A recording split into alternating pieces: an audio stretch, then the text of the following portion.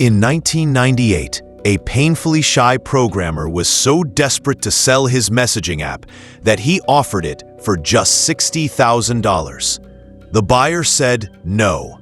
Today, that app is worth over $500 billion. This is the story of Pony Ma, the man who accidentally became one of the richest people on Earth.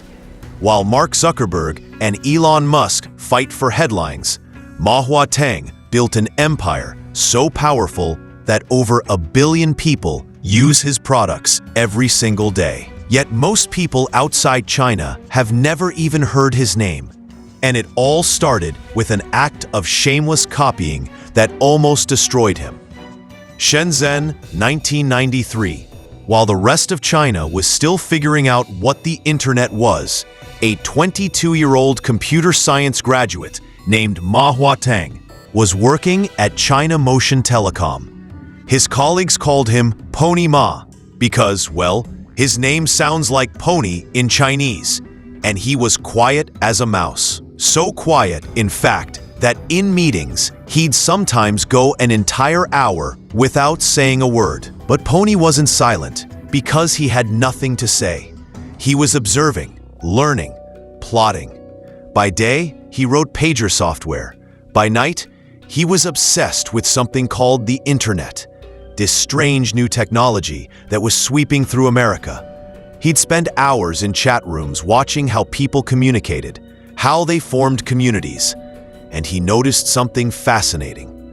People didn't just want to talk to the internet. They wanted to talk to each other. In 1998, Pony saw his opportunity. An Israeli company called Miribilis had just been bought by AOL for $287 million. Their product? A simple instant messaging program called ICQ, which stood for I Seek You. It was revolutionary. You could send messages to anyone, anywhere, instantly for free. Pony thought, if this works in America, why wouldn't it work in China? So he did what any ambitious entrepreneur would do. He copied it completely. Along with 4 friends, Pony founded Tencent in November 1998. They had one product in mind, a Chinese version of ICQ. They called it OICQ, which stood for Open ICQ. Not exactly subtle. They didn't even try to hide what they were doing. The team worked from a cramped apartment, coding through the night, living on instant noodles and cigarettes. Pony himself wrote most of the code. But there was one problem. Actually, several problems. First, they had almost no money. The 5 founders pooled together about $60,000 to start the company. That's nothing when you're trying to build internet infrastructure in 1999. Second, nobody wanted to invest. Pony pitched to over 40 investors. Every single one said no. Who's going to pay for instant messaging? They asked, it's free. Where's the business model? Third, and most critically, AOL noticed what they were doing. In 2000, they received a cease and desist letter. OICQ was too similar to ICQ. Change the name or get sued into oblivion. This is where most companies would die. But Pony didn't panic. He simply renamed it QQ. Why QQ? Because in China, the letter Q looks like a cute smiley face with a tongue sticking out. It was playful, memorable, perfect. But changing the name didn't solve their biggest problem. They were about to run out of money. By late 1999, QQ had blown up. Not in a good way, but in a we have too many users and can't afford to keep the servers running way. They had over 1 million registered users, and the number was growing exponentially. Every new user cost them money in server costs, bandwidth, and maintenance. Pony was desperate. So desperate that he tried to sell QQ. Not for millions, for $600,000, then $300,000. He went to China Telecom. They said no. He went to Sina and Sohu, China's biggest internet portals. They both said no. One investor allegedly told him, "What you have is worthless. It's just a chat tool. Anyone can copy it." The irony was almost poetic. Pony had copied ICQ and now people were telling him his copy could be copied too. He was trapped in a vicious cycle. By March 2000, Tencent had exactly $10,000 left in the bank. They had maybe 2 weeks before they'd have to shut everything down. Pony couldn't sleep. His hair was falling out from stress. His co-founders were considering getting real jobs. Then something unexpected happened. A South African media company called Naspers was looking to invest in Chinese internet companies.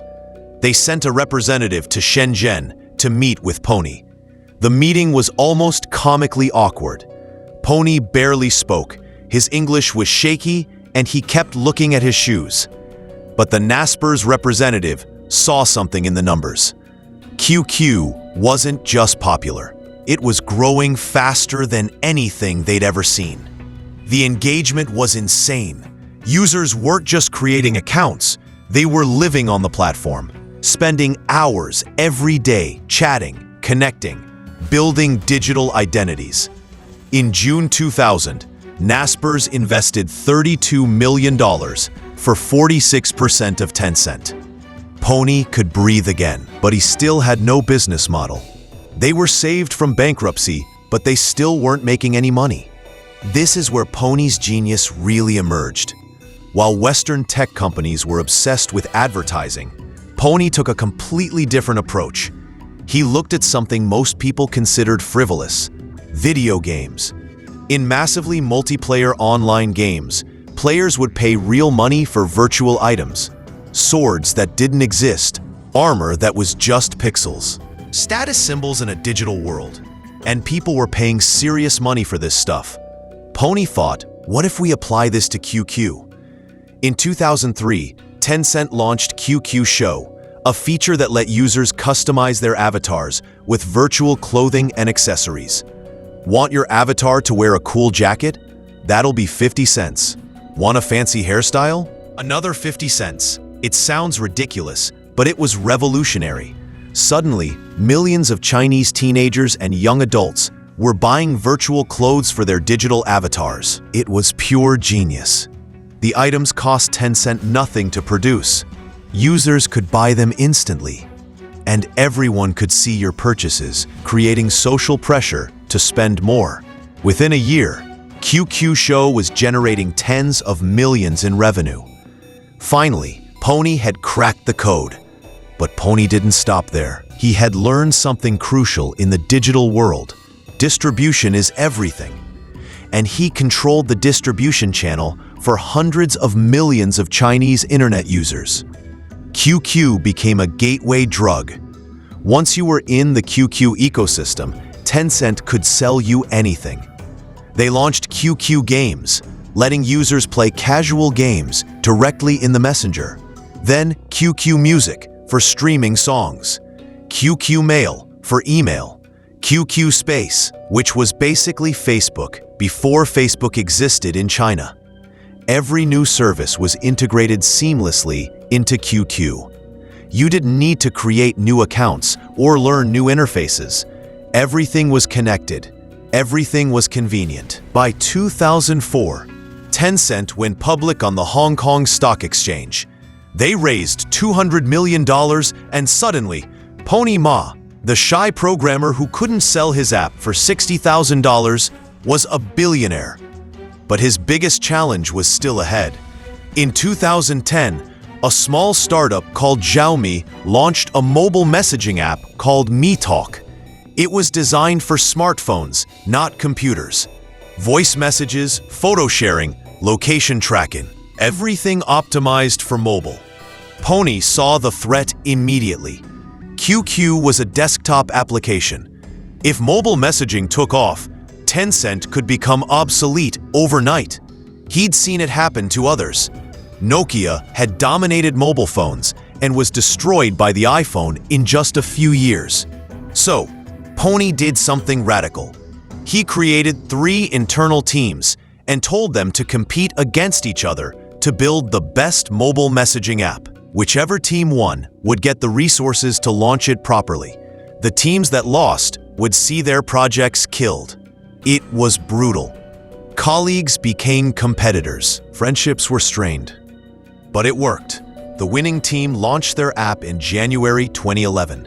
They called it Weixin, which means micro-message in Chinese. Outside China, it would become known as WeChat. But launching WeChat wasn't enough. They needed users, and fast, because other companies were launching competing apps every week. This is where Tencent's existing ecosystem became their secret weapon. They promoted WeChat to every single QQ user. Hundreds of millions of people saw the same message.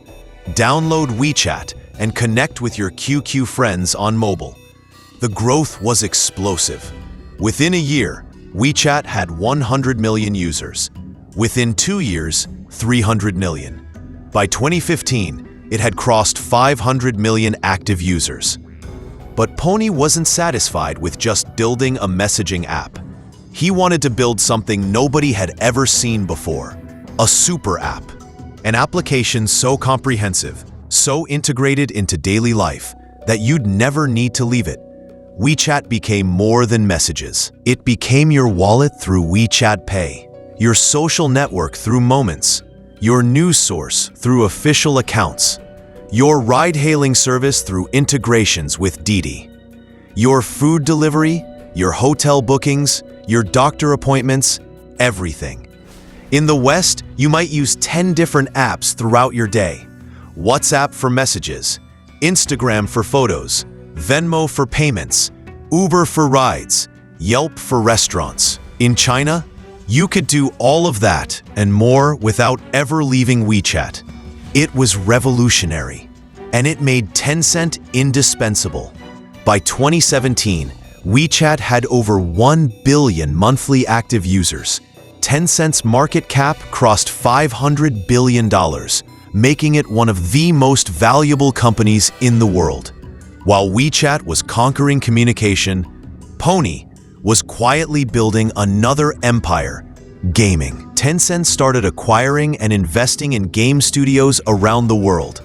Riot Games, the makers of League of Legends, Supercell, the creators of Clash of Clans, Epic Games, the company behind Fortnite, Activision Blizzard, Ubisoft. Today, Tencent is the largest gaming company in the world. Not just in China, in the world. They own or have major stakes in more gaming companies than any other corporation on Earth. And the strategy is always the same.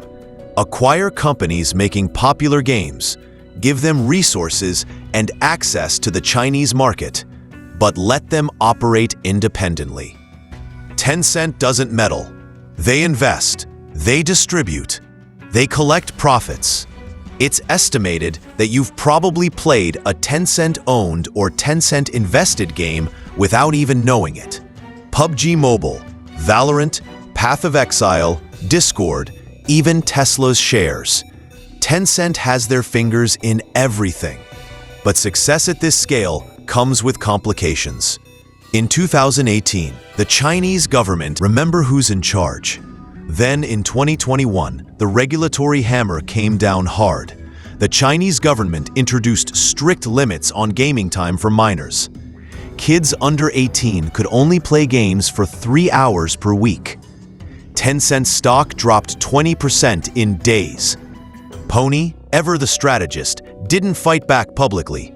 Instead, Tencent became the most aggressive enforcer of the new rules, implementing facial recognition technology to prevent kids from using their parents' accounts. They'd rather be seen as cooperative than combative, because Pony had learned something crucial over his 20-year journey in China. You can be rich, you can be powerful, but you can never be more important than the government. Throughout all of this, Pony Ma remained almost invisible, while Jack Ma of Alibaba became a global celebrity giving flashy speeches and appearing on magazine covers. Pony stayed in the shadows. He rarely gives interviews. He avoids public appearances. I'm sorry. We are on complete technology. He's been known to leave company events early to avoid photos. Some call it shyness. Others call it strategic invisibility. In a country where billionaires who get too famous sometimes disappear for re-education, staying quiet might just be the smartest play. But despite his low profile, Pony's influence is undeniable. Over 1 billion people use WeChat every single day. That's 1 in 7 humans on Earth. His decisions affect how people communicate, play, pay, and live their digital lives.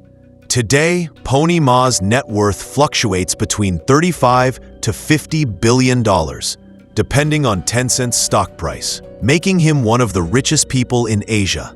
Not bad for a guy who once couldn't give away his app for $60,000. From a desperately poor startup that almost sold for nothing, to a $500 billion empire that touches billions of lives, Pony Ma's journey is one of the most remarkable business stories of our time. He copied an idea, nearly went bankrupt, got rejected by everyone, and then built one of the most valuable companies on the planet. But perhaps the most fascinating part isn't just what Pony built, it's how he built it. While Western tech founders chase glory and attention, Pony chose invisibility and execution. While others fought regulators, he cooperated. While competitors focused on one product, he built an ecosystem. He proved that in the digital age, the quiet programmer in the corner might just be the most dangerous person in the room. The question is, what happens when someone even more ambitious comes along? Click the video on screen to discover the next tech titan who might just dethrone Tencent.